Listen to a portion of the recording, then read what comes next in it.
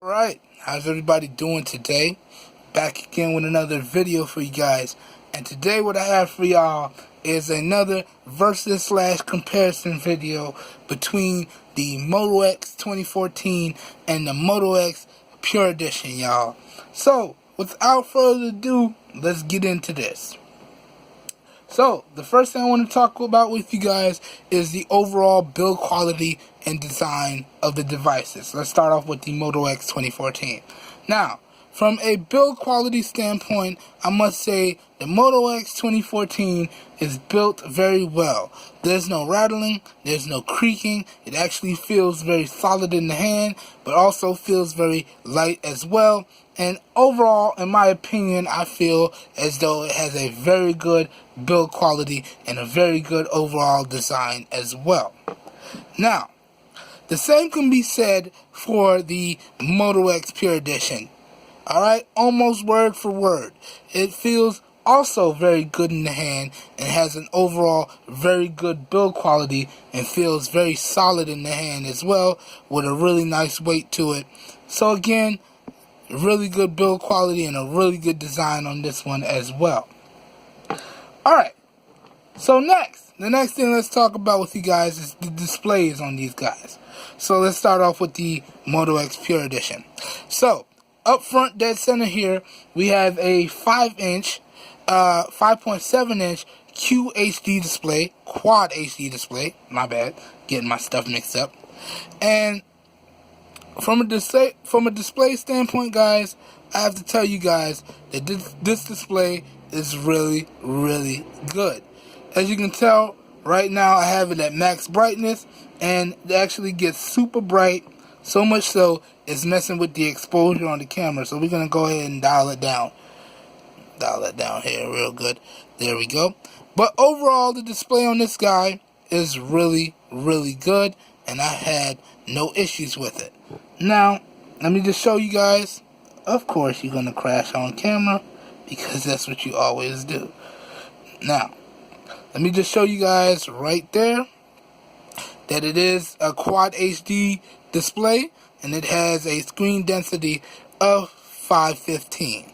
But overall, that's just a number. From a display standpoint, I have to tell you the display on the Moto X Pure Edition is really, really good, and I had no issues with it. Watching videos, taking pictures, doing things outdoors, it actually gets very, very bright. So the display on this is really good. Alright, let's put that down. Again, you're going to hear a lot of the same in this video. The same can be said of the Moto X 2014. The display gets really, really bright, as you can see right there, because I also have this one at max brightness. It gets so bright, in fact, that it's giving my camera some exposure issues. Alright, so we're going to go ahead and dial this down as well. To like right about there. But the display on this guy is also very good, and I've had no issues with it, and it actually gets very bright, so it's really easy to use outdoors. But I've found that I don't even have to take it to max brightness to use it outdoors, and this is overall a very, very good display. Now, this one is not a quad HD display. This is actually a 5.2 inch full HD display. That's 1080p, as you can see right there, and it has a screen density of 423. Overall, that's just a number. Let me just tell you guys straight up that this is a really, really solid display, and if you pick this phone up, you shouldn't have any issues with the display or doing anything of that nature, watching videos, YouTube videos, using the camera. Sometimes I know when you use the camera outdoors, you really have to crank the brightness to be able to see the shot that you're trying to take. Didn't have any issues with that on this guy. Didn't have any issues with that on either of these phones. So really, from a display standpoint, if I had to pick a winner from these two displays, sure, you have a more pixel dense display on this guy, and it's more pixel packed, so some may say that it looks a lot better than the 1080p display on this guy, a lot of people say that the Quad HD just looks crispy, very crispy, really outdoes the 1080p. But really, in my opinion, if we put all the fancy numbers and screen technology aside, these are both very, very good displays. And really, if I had to choose a winner, I would have to tell you guys straight up, it's a tie. They're really, really solid, and I really can't pick a winner because they're both very sharp and they both get really bright. So it's a tie. So from displays, it's a tie. Now moving on, let's talk about the hardware and the software in these guys. Let's start off with the Moto X Pure Edition here. So hardware-wise, we have a 5.7-inch Quad HD display. We have 2 dual front-facing speakers. We have a 5-megapixel camera on the front with flash. Alright. We have a 20-megapixel camera on the back. Actually, I think it's 21 megapixels, 20 or 21 megapixels. Check out the full review for more details on that. With flash. And this camera is actually capable of recording 4K videos. Alright. So that's really, really good. And 720p slow motion. Alright. Up top here, this phone also supports micro SD card expansion, and it's running Android 6.0, so you can take advantage of the adaptable storage feature. And out of the box here, you get 16 gigs of internal storage with 3 gigs of RAM. Alright? Good. So that goes over the hardware and the software. And overall, I would have to say that the software experience on this guy is really, really good. It's actually a very smooth affair, and I've had no issues. But again, which is becoming painfully apparent on Android devices, if you have a lot of apps open in the background, you will notice a little performance dip. Not too much to take away from the experience, but it did happen, so I have to point it out. Alright? But overall, that's the hardware, that's the software, and that's the software experience. Again, a lot of that can be repeated here. But right here, what we have for you guys is the Moto X 2014 has a 5.2-inch HD display, 1080p. And it has 1 front-facing speaker up there. It has a 2-megapixel front-facing camera, which can record videos up to 1080p. Alright, so that's pretty cool. Alright, and it just has a single nano SIM here, no micro SD card slot. And on the back here, it has a 13-megapixel camera with LED flash, which also can record videos at 4K resolution. And again, this is a one-up. This can also do 1080p slow motion as well. Whereas this one can do 720p slow motion, this one can do 1080p slow motion. Now, inside, we have 2 gigs of RAM and 16 gigs of onboard storage. Alright? In this guy, I believe it's a Snapdragon 801 processor and Adreno 330 GPU. In this guy, it's a Snapdragon 808 processor, and I believe it's an Adreno 408 GPU. Alright? Software-wise, on the Moto X 2014, we are running Android Lollipop out of the box, but it is upgradable to Android 6.0. Now, I've been using it for a while, and I have yet to get the 6.0 update, but y'all keep an eye on the videos for this guy, because I will let you guys know in the comments if I do receive the 6.0 update. Alright? But again, from a software perspective, I must say that again, it's very fluid, and I've had no issues.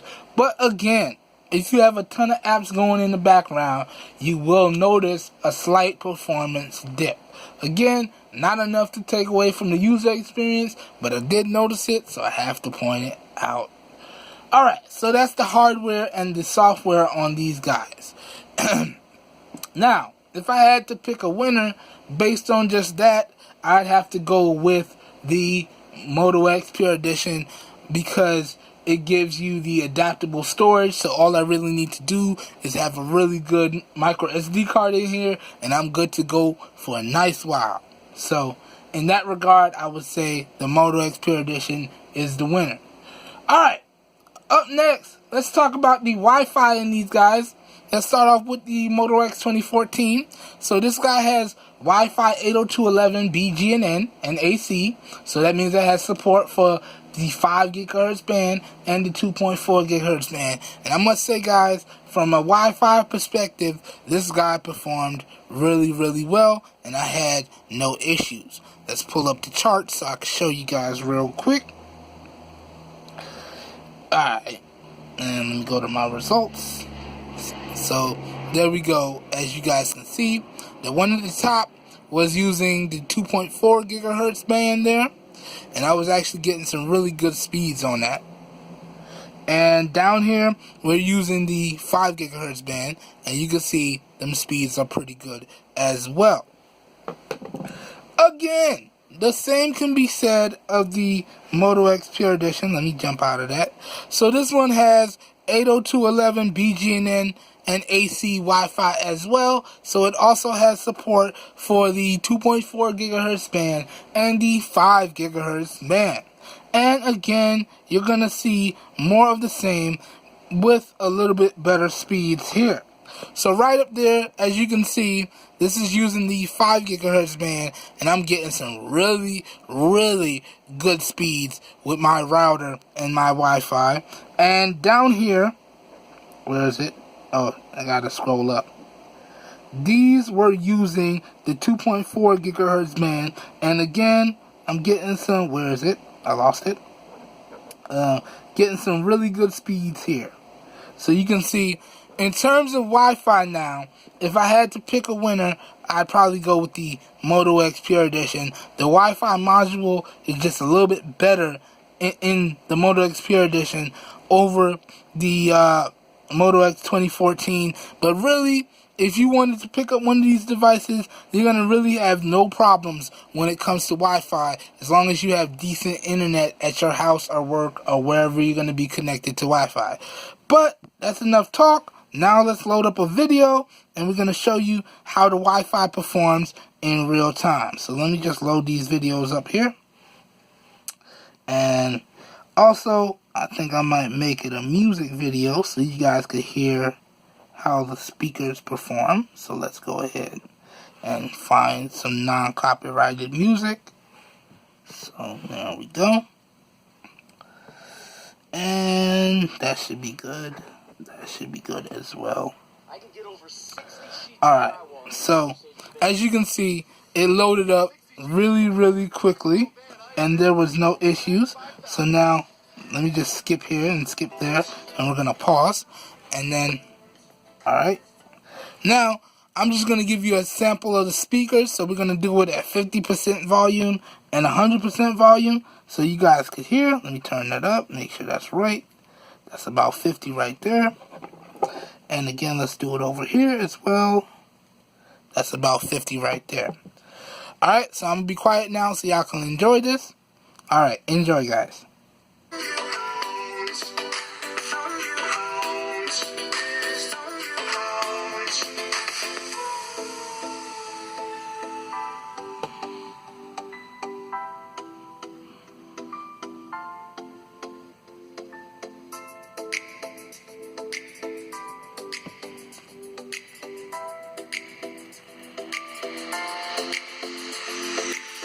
Make your way through the crowd.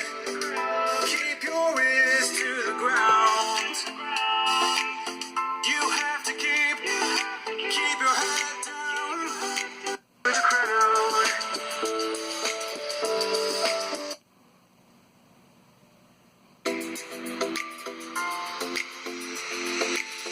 Make your way through the crowd. Alright. Now we're going to jump over to the Moto X 2014. Here we go.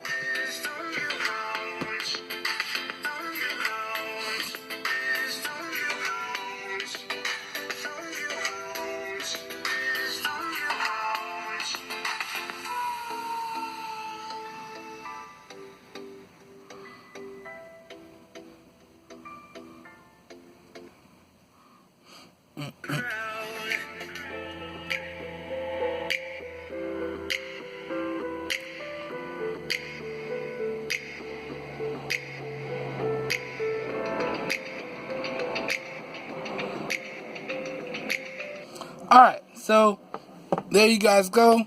You had a decent sample of the Wi-Fi performance, as well as a sample of the speaker performance on both these guys at 50% volume and 100% volume. And really, when it comes to Wi-Fi, you should have no issues with either of these. That being said, based on speaker performance, if I had to pick a winner, I would have to go with the Moto X Pure Edition. In my opinion, it sounds just that much more louder, with the fact that it has two as opposed to the one coming from the Moto X 2014. But they were both pretty good speakers. I just have to give the slight edge to the Moto X Pure Edition. Alright, so moving on here, guys.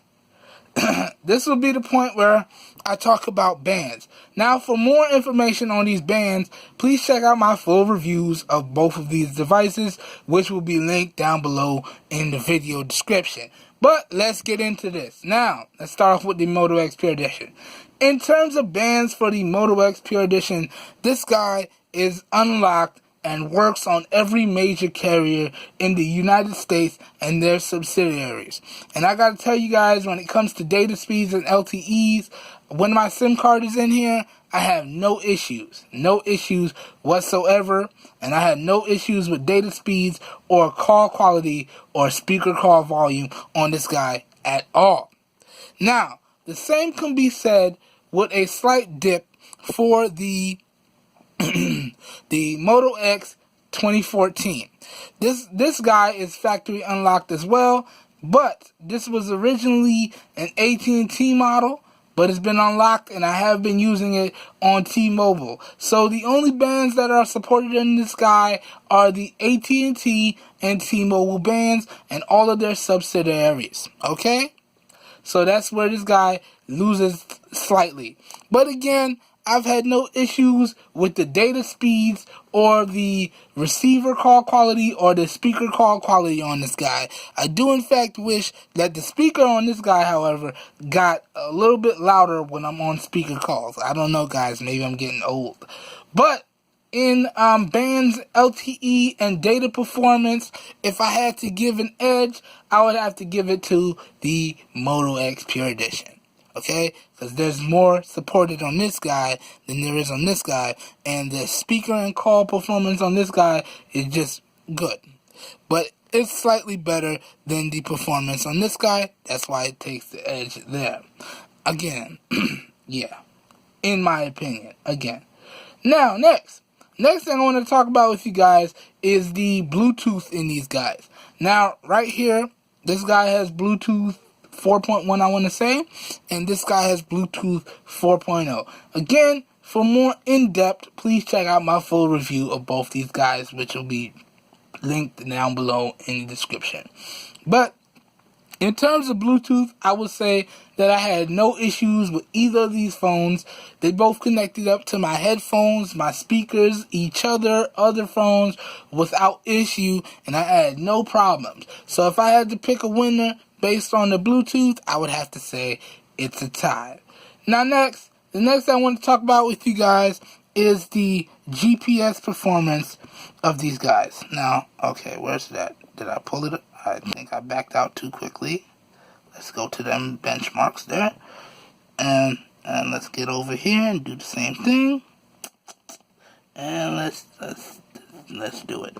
Now, in terms of GPS, both of these guys are really, really good. Now, this is a screenshot, but these locked on within seconds.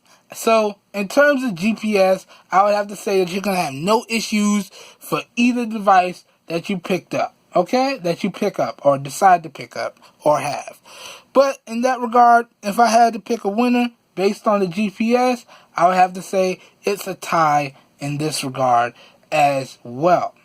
And y'all already know the GPS in devices is a big point for me because I'm not too directional savvy. So I tend to lean on my GPS a lot if I'm doing things and I don't know where I'm going. So one big point for me is that the GPS in any device I have has to be on point. And I'm happy to say that the GPS in these two phones is on point. You're not going to have any issues. Alright, so next, now I want to talk about the camera interface and the camera's performance.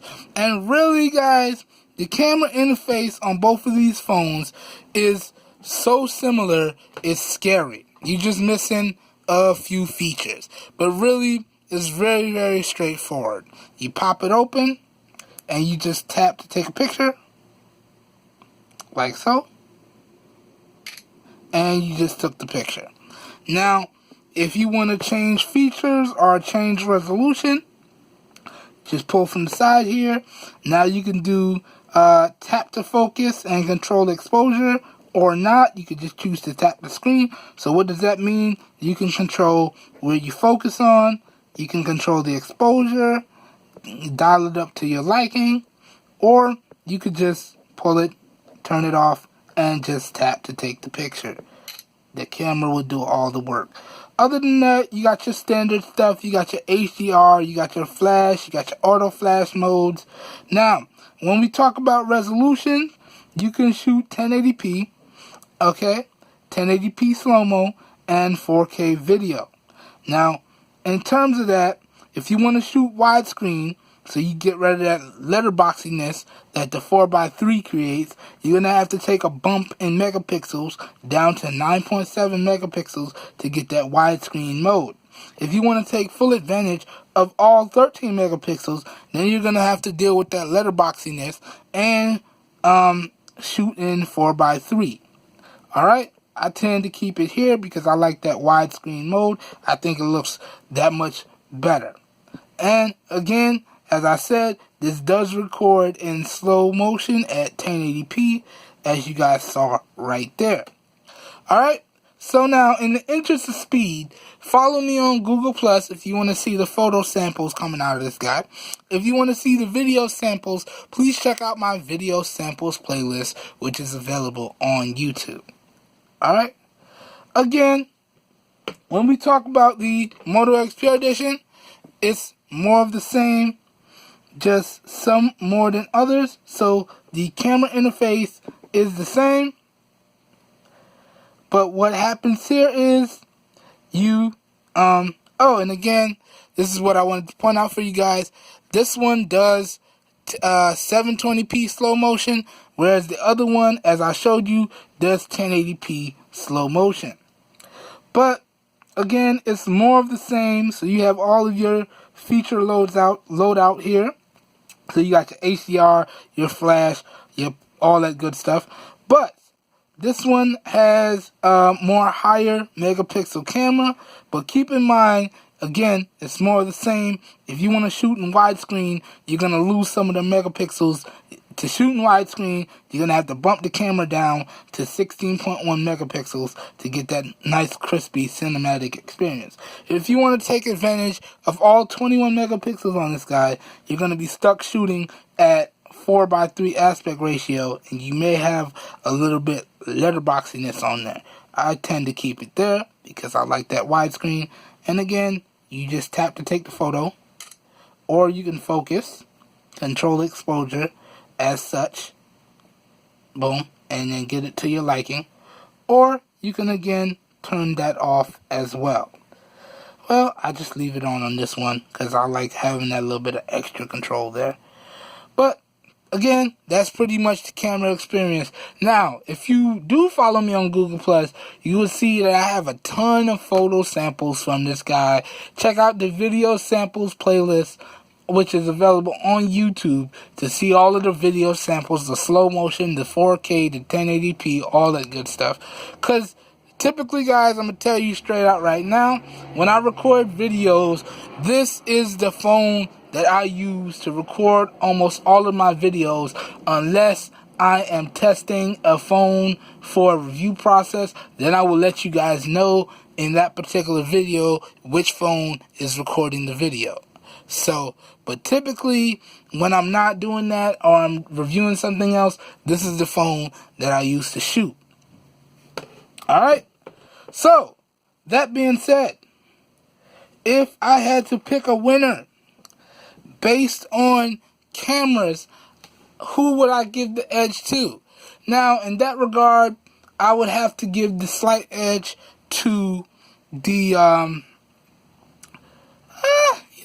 I'd pretty much have to say the Moto X Pure Edition takes this one. Why? Because you really have to get the right exposure on the Moto X 2014's camera to get the picture that you want, and sometimes you may have to take more than one picture. That is, you don't have to do that on the Moto X Pure Edition. It's pretty much just point and click, and 9 times out of 10, you're probably going to come out with a good photo. So I'd have to give the edge in cameras to the Moto X Pure Edition. But that being said, overall, I would have to say that these are really good cameras. Alright, so up next, this will be the point where I talk about the gaming on these devices. But really, these guys could shoot through casual games like no problem. So if I had to pick a winner based on gaming performance, I would have to say it's a tie. Next, let's talk about the benchmarks on these guys. Now, benchmarking wise, y'all already know benchmarks are just numbers. I like to feature the benchmarks because I think it's nice to see the overall raw performance of your devices, but these are just numbers, guys.